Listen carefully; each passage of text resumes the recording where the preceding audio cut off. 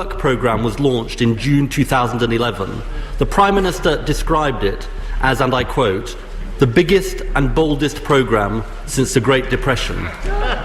18 months on, can he update the House on how it's going?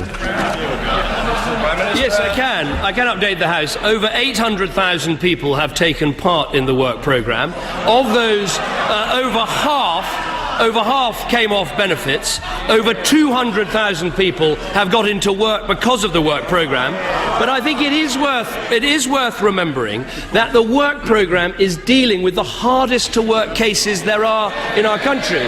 These are people, adults who've been out of work for over a year and young people who've been out of work for over 9 months. And on that basis, yes, we need to make further progress, but it's the right programme.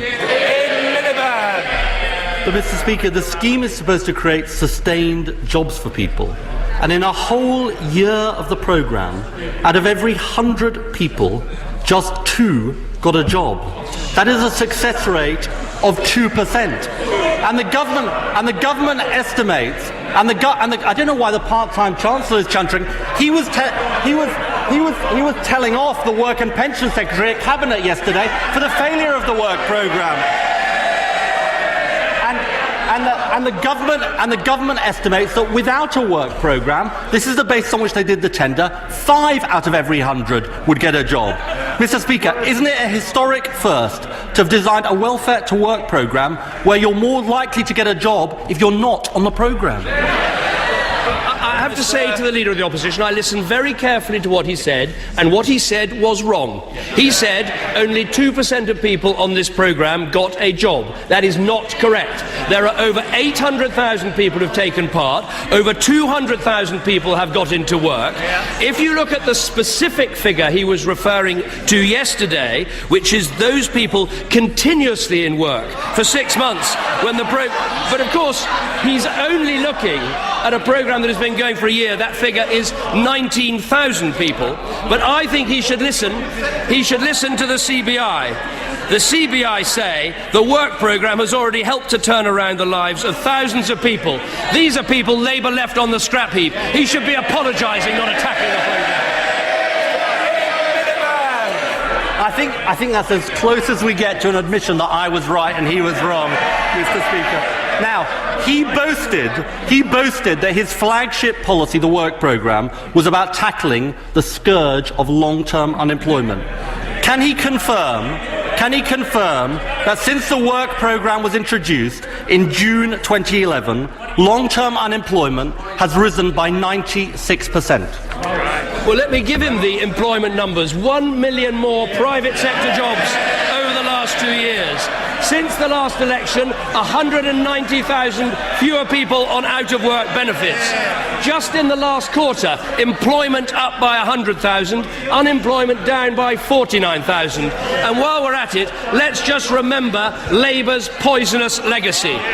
Youth unemployment up 40%, women unemployment up 24%, 5 million on out-of-work benefits. That's the legacy we're dealing with, and we're getting the country back to work. I wish for once, Mr. Speaker, he'd just answer the question. I asked him a very simple question about whether long-term unemployment had gone up by 96% since the work programme was introduced, and the answer is yes. And while he's talking about Labour's programmes, let's talk about the Future Jobs Fund, the Labour. Because last Friday, the government issued a very interesting document, Mr. Speaker. He spent 2 years rubbishing the Future Jobs Fund. What did this document say? It said the scheme provided net benefit to participants, their employers, and society as a whole. In other words, it was a success.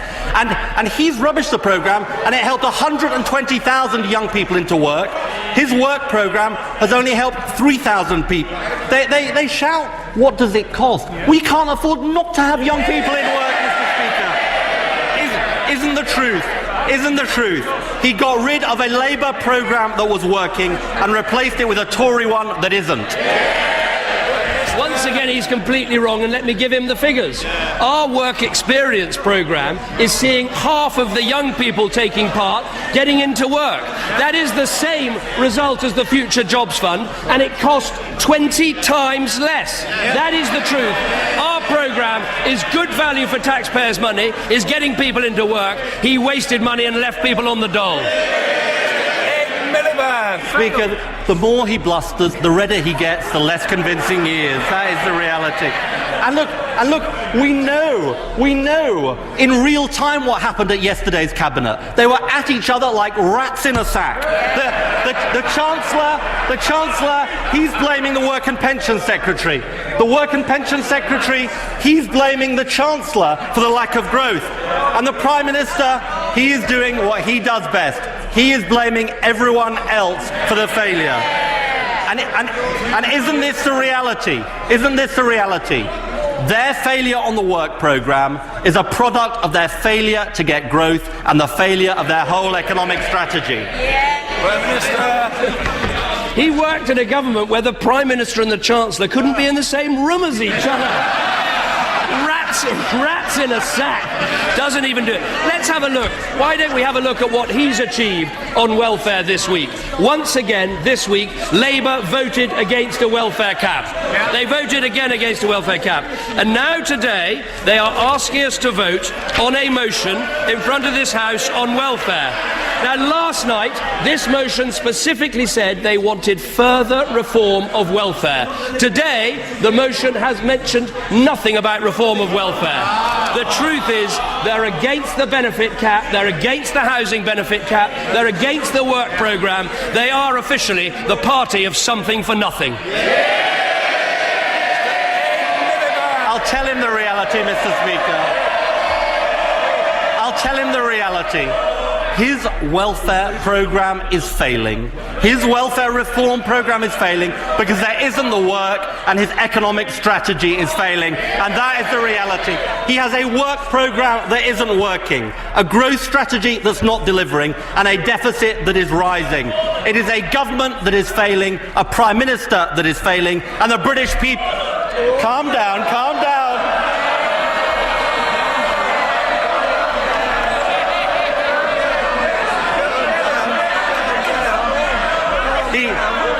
He just can't keep his cool when he knows he's losing the argument, Mr. Speaker. And it's the British people that are paying the price for his failure. I think what we can see is a leadership that's drowning. It's this government that's cut corporation tax, that scrapped the jobs tax, that introduced the enterprise zones, that backed the regional growth fund, that's funded 1 million apprenticeships, that is rebuilding our economy, that sees 1 million more people in private sector work. We're putting the country back to work. Their party wrecked it.